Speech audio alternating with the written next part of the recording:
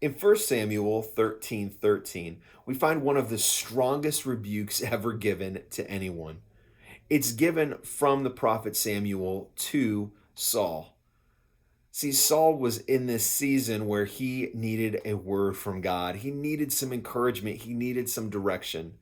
But instead of waiting on God, he decided to push forward with this ceremony that you were supposed to wait for a priest or prophet or pastor to be at. He pushed forward and took that role on himself. And because of that, he lost out on a huge blessing. The word tells us that had he waited on the Lord, that his kingdom would have lasted generations. But instead, his reign as king would end with him. It's hard and difficult sometimes to wait on the Lord. We realize and we often talk about the consequences of sin in our life. If I do something that's against God, that there could be a consequence in my life. That's pretty self-explanatory. But one of the things that we often don't talk about is waiting on God. And when we don't wait, when we step out on our own agenda, that we can get into some real trouble and we can miss out on great blessings.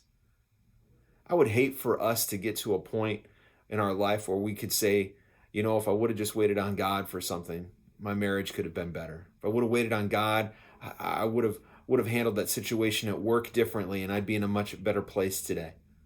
So I want to encourage you, learn how to wait on the Lord. And it doesn't mean that we stop living, we live, but if you're frustrated today and you feel like you should be somewhere other than where you're at, realize maybe God has you exactly where you need to be.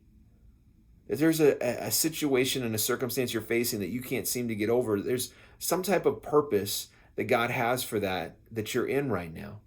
And maybe it's to develop you. I think one of the reasons that Saul had to wait on Samuel and wait on the Lord is that God was trying to give him an opportunity to build patience in him, to make him a more effective leader. But he missed out on that opportunity, and I don't want you to miss out on the biggest and greatest blessings of your life because you didn't wait on God and you pushed your own agenda over his. That's today's Ministry Minute.